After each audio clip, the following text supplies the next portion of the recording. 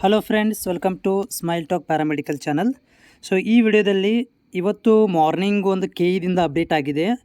Regular ವಿದ್ಯಾರ್ಥಿಗಳಿಗೆ 2ನೇ ಸುತ್ತಿನ ಚಲನ್ ಮತ್ತು ಆರ್ಡರ್ ಕಾಪಿ ಡೌನ್ಲೋಡ್ ಮಾಡಿಕೊಳ್ಳಿಕ್ಕೆ ಲಿಂಕನ್ನು ಕೊಟ್ಟಿದ್ದಾರೆ.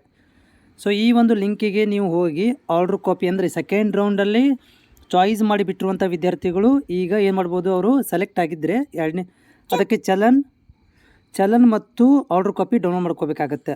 ಸೊ ಇದಕ್ಕೆ ಸಂಬಂಧಿಸಿದಂತೆ ಈಗಾಗಲೇ ಏನಂದರೆ ಸ್ಕೆಡ್ಯೂಲನ್ನು ಬಿಟ್ಟಿದ್ದಾರೆ.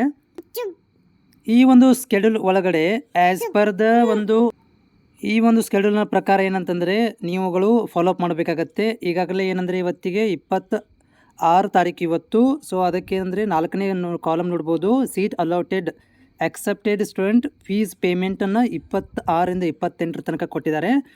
ಆಮೇಲೆ ಆರ್ಡರ್ ಕಾಪಿಯನ್ನು 28 ತನಕ ಡೌನ್ ಮಾಡ್ಕೋಬೇಕು. Last date of college admission 29 ಇರುತ್ತೆ.